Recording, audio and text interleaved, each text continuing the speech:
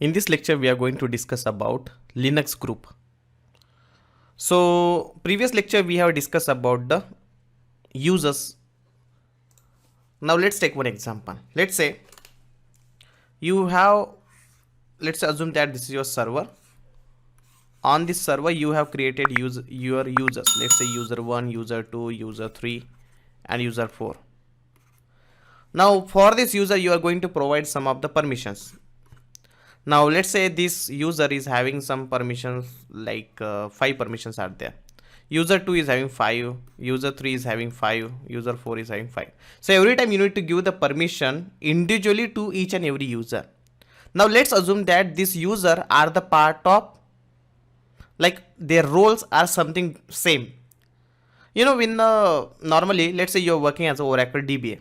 So obviously you are a DBA, means all the team members which are the part of that DBA are having a same level of privileges. So what we can do, we can add those people into one group and we will give the permission to that group. So like what we have done, we have created a DBA group and to this DBA group we have given the permission. Those people which are the part of this group, they will automatically get the permission which is available on group level. So we are not giving individual permission, we are giving it on group level. So let's say another person is coming and that person you added to this group, he will also get the same permission which is available on group level. And let's say this user, you want to delete it, or you want to, if you remove this user from this group, what will happen?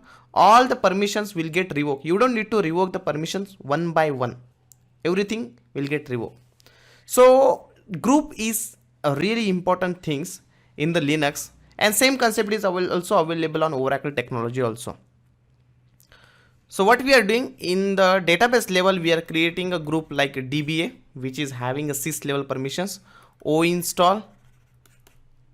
So these are the different groups are there, just like a name. Okay. Apart from this, you can also create your multiple groups just for your whatever work you have for your requirement, and you can add them. You can add those users into that group which is having a same sort of responsibility, and just give the permission to that group. So all the permission will be heritated to these users also. So this is all about the group. We'll see how to create a group and how you can delete the group and how you can modify a group. Thank you.